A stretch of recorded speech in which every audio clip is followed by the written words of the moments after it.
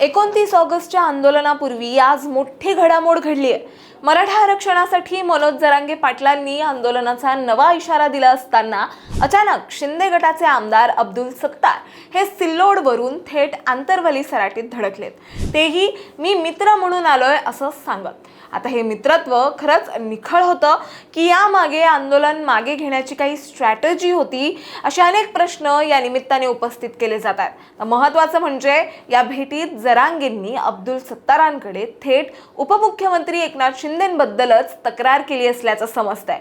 त्यामुळे या बैठकीत नेमकं काय घडलं सविस्तर जाणून घेऊयात या व्हिडिओच्या माध्यमातून। दरम्यान चॅनलवर नवे आला असाल तर इकडे खाली दिसत असलेल्या सबस्क्राइब बटनवर लगेच क्लिक करा। तर झालं असं, शिंदे गटाचे आमदार आणि माजी मंत्री अब्दुल सत्तार हे सिल्लोडवरून थेट आंतरवली सराटीच्या दिशेने रवाना झाले आणि जरांगे यांची त्यांनी भेट घेतली। मराठा आरक्षण, ओबीसी आरक्षण, कुणबी प्रमाणपत्र आणि जरांगे यांच्या इतर मागण्यांवर या भेटीत चर्चा झाल्याचं सांगितलं जात आहे। 29 ऑगस्टचं आंदोलन पुढे ढकलावं अशी विनंतीही सत्तार यांनी केली असावी अशी चर्चा आहे। आपण बघतोय गेल्या काही आठवड्यांपासून जरांगे हे सातत्याने एकनाथ शिंदे यांच्यावर टीका करतात। शिंदेंच्या कार्यालयात मराठा विरोधी बैठका होत असल्याच्या आणि शिंदे डबल ढोलकी आहेत वागत असल्याचा आरोप जरांगे यांनी याआधी केला होता। सत्तार जरांगे भेटी दरम्यान हीच नाराजी पुन्हा समोर आल्याचं बोललं जात आहे। सत्तार हे शिंदेंची बाजू जरांगेंसमोर मांडण्यासाठी गेले असावेत अशीही शक्यता या निमित्ताने वर्तवली जाते।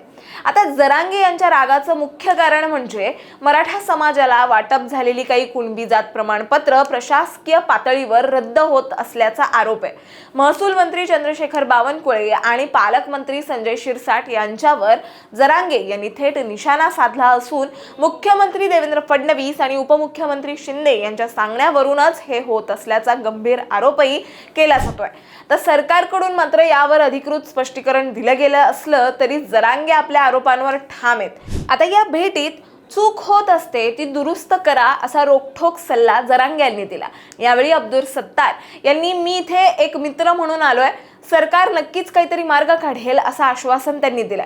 तर संघर्ष होणार नाही, आपल्याला माझे हात जोडून विनंती आहे असं देखील अब्दुल सत्तार मनोज जरांगेंना म्हणालेत। यावेळी मनोज जरांगे यांनी काय सांगावं, संघर्ष करतात का काय ते, तुमचे फडणवीस साहेब डायरेक्ट गोळ्या घालते, अजून शिंदे साहेब आहेत त्यांना, असं त्यांनी म्हटलंय। यावेळी अब्दुल सत्तार यांनी सरकारला समाजाप्रती पूर्ण सहानुभूती आहे, सरकार 2 पावलं मागे पुढे आलं तर तुम्ही सुद्धा विचार करावा, समाजावर कोणताही अन्याय होणार नाही याची पूर्ण दक्षता सरकार घेत आहे असं त्यांनी म्हटलंय।